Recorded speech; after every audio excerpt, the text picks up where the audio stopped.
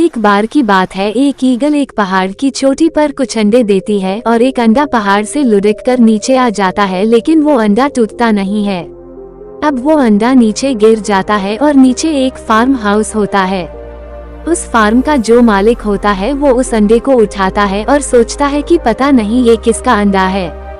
वो उस अंडे को अंदर ले जाता है जहाँ पर बहुत सारी मुर्गियाँ होती हैं। वो उस अंडे को मुर्गी के आलने में रख देता है जहाँ और भी अंडे पड़े होते हैं। अब वो मुर्गी उस अंडे को अपना अंडा समझ लेती है और उसे गर्मी देती है और एक दिन उन अंडों में से चूजे बाहर निकलते हैं। लेकिन वो ईगल का अंडा होता है, उनमें से एक ईगल बाहर निकलता है। तो जब वो ईगल उस अंडे से बाहर निकलता है तो क्या वो खुद को एक ईगल मानता है? नहीं, वो अपने आप को मुर्गी ही मानता है। वो बाकी सारी मुर्गियों के साथ खेलता है और एक दिन आता है जब वो इतना बड़ा हो जाता है कि बाकी मुर्गियों से वो खुद को 3 गुना बड़ा देखता है। उसे दिखता तो है कि वो इन सब से बड़ा है, लेकिन वो खुद को एक मुर्गी ही समझता है। एक दिन वो सारे खेल रहे होते हैं और तभी आसमान से जमीन पर एक परछाई दिखती है। तो वो मुर्गियाँ कभी ऊपर आसमान में नहीं देखती, हमेशा ग्रुप में रहती हैं। तो जैसे उन्हें लगता है कि कुछ खतरा हो सकता है तो सारी मुर्गियाँ अंदर भाग जाती हैं और छुप जाती हैं। लेकिन ईगल आसमान में देख भी सकता है और ऊपर उड़ भी सकता है। तो वो ऊपर देखता है कि एक बहुत बड़ा पंछी नीचे उड़ कर आ रहा है। वो नीचे उतरकर उसी फार्म में आ रहा है। तो वो ईगल कहीं जाता नहीं है।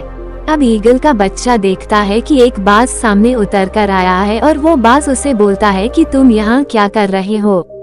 तुम भी एक बाज हो, तुम इन मुर्गियों के बीच क्या कर रहे हो?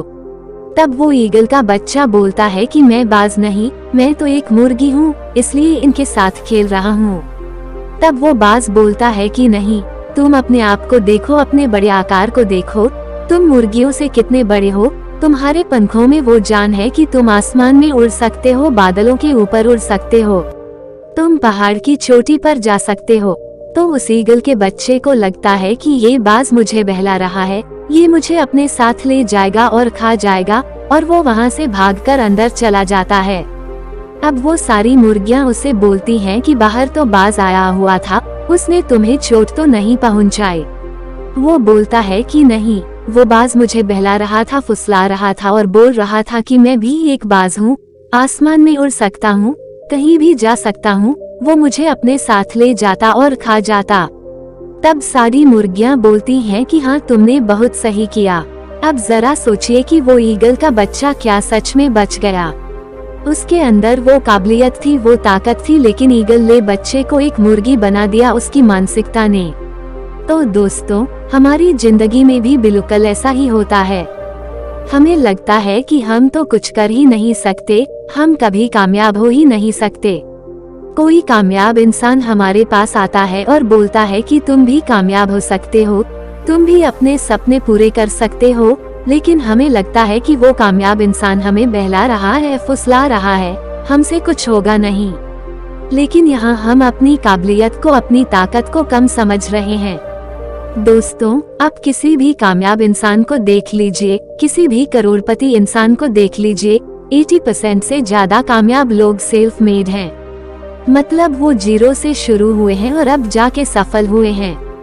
तो आप भी सेल्फ मेड बन सकते हैं, लेकिन आप बनेंगे तभी जब आप अपनी मानसिकता को बदलेंगे, क्योंकि जो आप मान लेंगे वही आपकी जिंदगी बन जाएगी।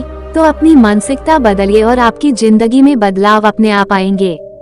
इस कहानी से आपको क्या सीख मिलती है, कमेंट करके बताइए जी। और हाँ, हमारे चैनल राइट मोटिवेशन को लाइक एवं सब्सक्राइब अवश्य करें जी। धन्यवाद।